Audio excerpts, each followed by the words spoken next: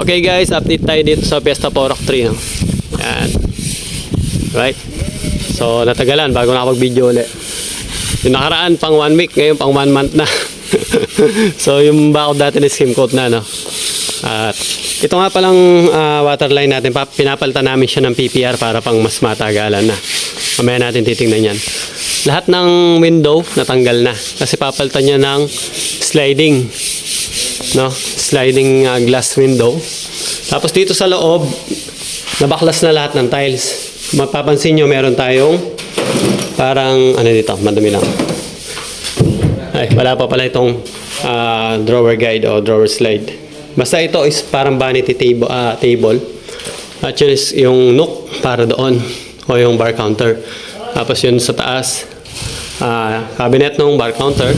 Tapos dito, nabaklas na rin namin yung lumang o yung dating kitchen top at nakagawa na kami ng mahabang kitchen natin dito with kitchen cabinet sa taas, no?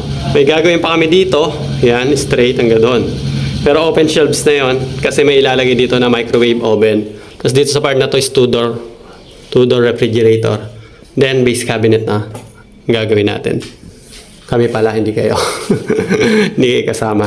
Dito naman, ayan, full renovation din to. Binaklas na yung mga tile.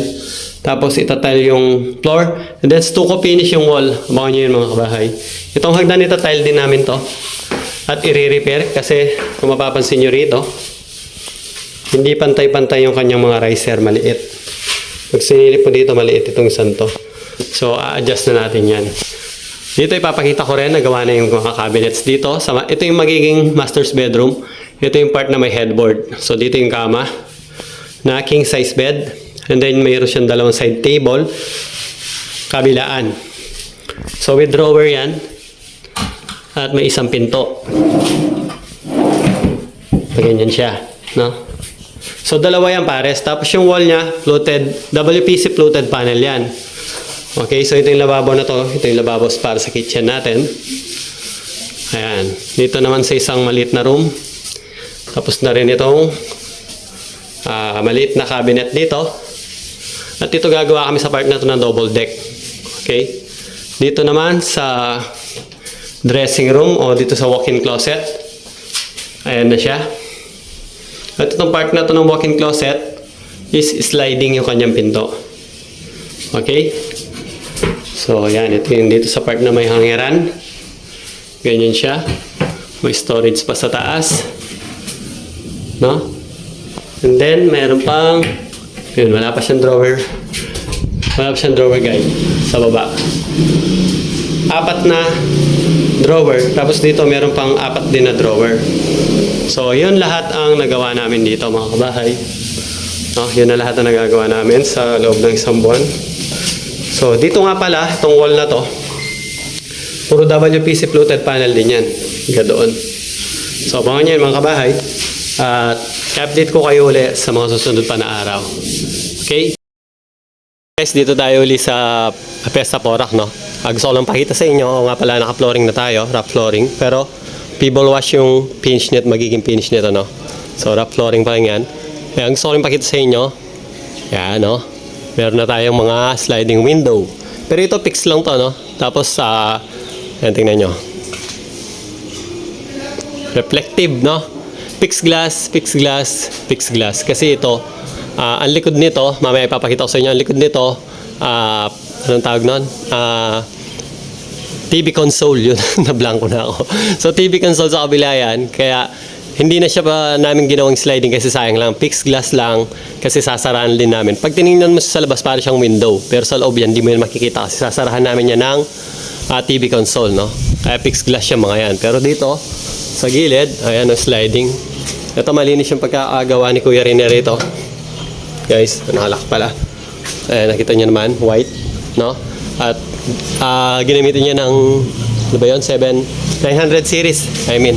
Dito naman sa loob, pasensya na kami, medyo makalat kasi nagtatabas si Billy dito. At saka medyo madilim. Kasi, ginagawa naman ni Nico yung breaker dito. No? Pero yun nga lang, nagkasakit si Nico, tsaka yung nagsabay pa sila ni Gabo. Kaya hindi sila nakapasok ngayon ng dito lang. Si Billy, no? So, update ko rin kayo yung kitchen natin na yan, na. O, ha? So, meron tayong 60 by 120 sa ating sa pansahig. Tapos, meron tayong subway tile, no? Na, ang size nito is 10 cm by 30 cm. Yan, ganda na. Ito, binabili ko na yung kakulangan dito, no? Yan. Ang gagamitin dito, kaya mapapansin nyo may butas tayo para sa hose, is yung parang tabletop lang na stove, yung mga ordinary lang, no? Ito rin yung ating napakalaking sink, double tub, no? Yan, binili na nila madam at saka sir. Tapos, update ko rin kayo dito sa bathroom. Stucco finish. Yun nga, madilim lang, no? Yan. Stucco finish yung wall, kasi ginagawa nga yung breaker, no? Pero pagka ipapakita ko sa inyo. Tapos naka-tile na, napalitan na rin yung tile. Meron na rin tayong vanity cabinet. Ipapatong na lang dito yung ating lavatory. Tapos meron na rin tayong niche na stucco finish din. Itatop coat natin to ng matte finish lang, no? Yung matte shield ang gagamitin natin dyan. Tapos meron tayong long shower drain na 12 inches o 30 cm. Kaya naman tayo sa taas. Dito, si Billy nag-start na mag-primer, no? Habang wala siyang kasama, namimintura muna siya. Ayan. Alright, nagpa-primer na si Jan. Still, gamit pa rin natin yung mga water base para hindi na mabaho, no? Pero mga wood primer yan, timber prime ni Davis, baka naman. At yung top coat natin is yung Davis Aqua Glossy. Baka naman uli. So, ito natin mga window na sliding, fixed glass. Nilalagay daw ng AC dito sila. Sir, ito yung fixed glass na sinasabi ko, na tinutukoy ko. Iba-board up namin yan pagkagawa ng ating TV console. Sasalpak lang natin dyan, so hindi mo na makikita yung window. Pero sa labas, kala mo window siya. Actually, nagawa na yung pang-ilalim niya. Ito, drawer ito. Open shelves lang dun sa dalawa. So, ganyan siya. Tapos dito, ito na ipakita ko na to, tapos na rin gagawa kami ng double deck dito. Yun yung highway window, sliding, tsaka ito. Tapos dito, tapos na rin to. Ayan, ito yung ating window, guys. Oh. Ayos, diba? Napakahangin dito sa likod. Oh. Ayan, subdivision din to. Kalimutan ko ng pangalan subdivision na to, Sunshine Villata. So, ganito siya pag sa loob. Oh. Tinted siya, no? So, hindi ka nila makikita sa loob pagka-araw. And then, pero ikaw nakikita mo yung labas. Ayos, di ba? Ito naman, ayan, ganyan siya. So, napakaraming storage sa taas. Okay? Ayan siya. Ayan, di ba? And then, mga drawer natin. Mga drawer, 4. Ito, maliliit na drawer, no? Pero kung may ilalagay ka namang pangmalakihan, kahit unan pwede rito, gumawa tayo ng malalaking drawer. Ayan, maliit na unan at least. Napupod na mo. Kaya mga kumot, mga blanket, pwede yan. No? Ito nga pala yung sliding, sinasabi ko. Ayan. At may secret storage doon, no? Na nabubuksan. No?